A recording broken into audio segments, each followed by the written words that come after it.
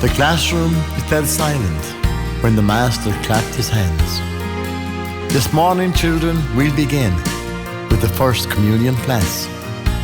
Now, before you open up your books, a tale to you I'll tell about a little girl only 4 years old. Her name is Little Nell. Little Nellie, as she is better known, was born in August 1903 in the military barracks in Waterford of the Royal Artillery. With 2 brothers and a sister, soon events would change their life. The family transferred to Cork, to the island fort of Spike. Their mother, now frail and sickly, with a disease they called TB, God called her to his kingdom when Nellie had just gone 3.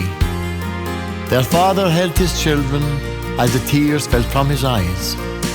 What's been chosen for you, my loved ones, I simply have no choice.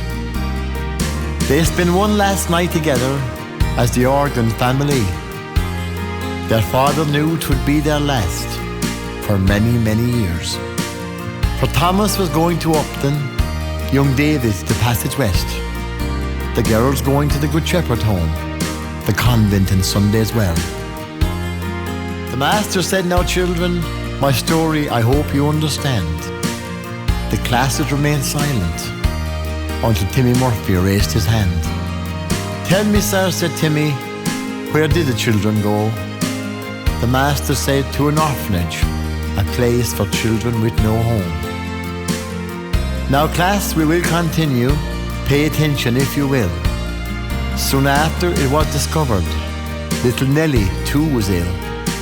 Diagnosed with tuberculosis and curvature of the spine, confined to the infirmary, sickness struck one more time. Though sickly and confined to bed, Nellie always had a smile. The sister asked her one day, why are you such a happy child? She pointed to the wall and said, look at our Saviour's cross.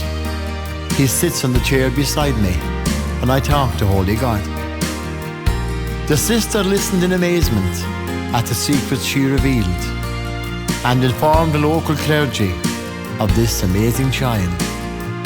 Upon hearing the child's story, even though she's only 4, the bishop gave permission for little Nellie to receive the host. A solemn hush fell on the church as they wheeled her up the aisle, a little child of 4 years old, dressed in communion white. The joyous strains of the communion hymn, Et Dominique Mistrat, reflected the radiance of eternal light that dwelt within her heart. To this world, Nellie said goodbye in February 1908 and was buried in St. Joseph's, just inside that cemetery gate. People came from far and wide as her grave became a shrine, so they took her back to the Good Shepherd home in late 1909. Now children, that's my story of a little girl called Nell, who rests in peace in the cemetery, in the convent on Sunday as well. So when you make your first communion, gaze at our Saviour's cross. Think of a child just like you, little Nellie of Holy God.